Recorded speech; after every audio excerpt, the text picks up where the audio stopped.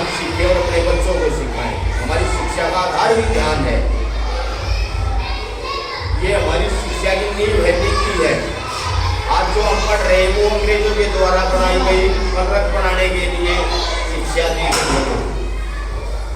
उसमें गलत प्रेरणा दी गई हमें ऊसे उल्लू वैसे कथा।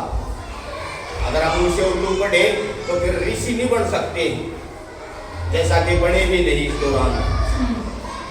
और अगर हम कैसे कथा पढ़े, कैसे कमला पढ़े तो आखिर में हमारा अज्ञ ज्ञानी है तो ज्ञानी नहीं बन सकते। ये गणित दिया है ऋषि बनने का, ज्ञानी बनने का। हम हिंदी हैं, हिंदी भाषा बोलने वाले हिंदी हैं।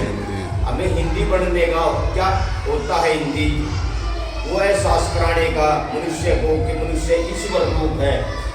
उसे योग सिखाने के लिए हमें ये विद्या हमारे पूर्वजों ने दी है। हम इससे हटकर शिक्षा हमारी उच्च कोटि की नहीं हो पाती। पहले सारा संसार हमारे देश से शिक्षा लेकर गया है, संसार के सब विद्यार्थी। आज हमारे विद्यार्थी विदेशों में शिक्षा लेने जा रहे हैं, क्योंकि हमारी शिक्षा ध्यान से हटा दी गई है। ध्यान के बिना हम कुछ नहीं सीख सकते। ध्यान के बिना हमेशा ही गलती होती है। जब हम गलती करते हैं तो हमारे माँ बाप या हमारे अध्यापक यही पूछते हैं कि ध्यान कहाँ था, ध्यान क्यों नहीं रखा।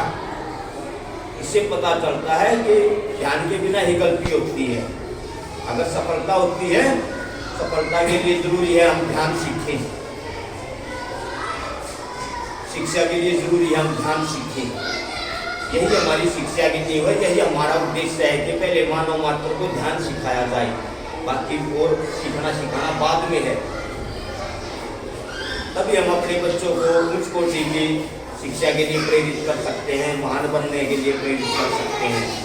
निराधार शिक्षा से हम सफलता को अर्जित नहीं कर पाते, ज्ञान के बिना हम सफल नहीं हो पाते। यही हमारा मिशन है कि हम पहले अपने बच्चों को हर स्कूल में, स्कूल चाहे सरकारी हो चाहे प्राइवेट, लेकिन ध्यान की जरूरत सबको है, एक बच्चे को भी एक बड़े को भी। जब हम ध्यान सीखेंगे तो हम अपने बच्चों पर ध्यान दे सकेंगे, हमारे बच्चे ध्यान सीखेंगे तो हमारी बात पर ध्यान दे सकेंगे। जो मैंने ऑब्जर्व किया अभी मुझे, हाँ जी, आपके तो बैठे बैठे जो मैंने ऑब्जर्व किया, पता नहीं आप यही सकते हैं क्या, कि जैसे हमारे स्वर जब खत्म हुए हैं, स्वर, तो उनके स्वरों के ज्ञान से हम ऋषि बने। स्वरों का पूर्ण ज्ञान जब बने तो हम ऋषि बने। व्यंजनों का पूरा ज्ञान हो गया, व्यंजनों से रिलेटेड ये सांसारिक सत्य तथ्य है, उनसे जब हम इंट्रोड्यूस हुए, अवगत हुए, तब हम ज्ञानी बने। मैंने आपकी बातों से, शब्दों से, और जो आपने शब्द विस्तृत किए उनसे मैंने ये ऑब्जर्व किया।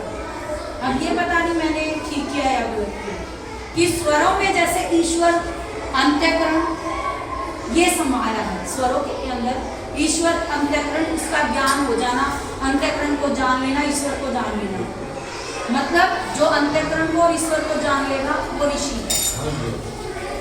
ये जैसे आप जो बोल रहे मेरे साथ से, तो मैंने ये समझा, और इससे विस्तार से आप अगर समझा सके तो। बिल्कुल। देखिएगा, हमारे महापुरुषों ने ये जो विद्या पाई उसको इसके माध्यम से प्रमाणित किया है। जो ए आ ई उ रे री, ये हमारे स्वर है ना, ये स्वर हमारी सांस से संबंधित है।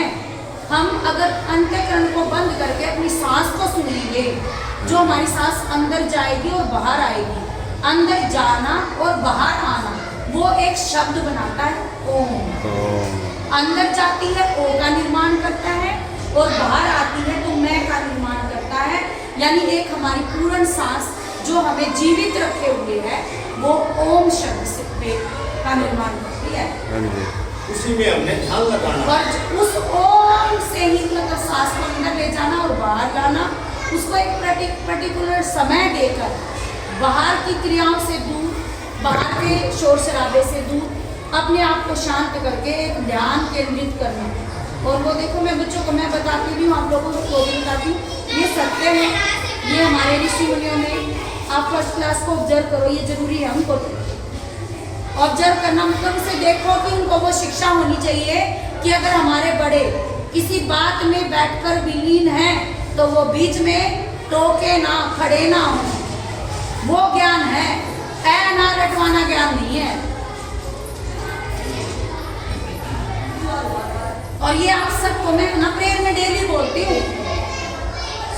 आप आज हमको तो ये सर मैं ये रोज ज्ञान देती हूँ अपने उसमें कि ज्ञान वो है भी। मैम मेरी जो क्लास है वो बिना एक्सक्यूज मी मैम मैं आपको परेशान कर सकती हूँ क्या, ये सब इस्तेमाल किए बगैर खड़ी नहीं हो सकेगी। वो उनको अवगत होनी चाहिए मैम को इस चीज से, वो ज्ञान है।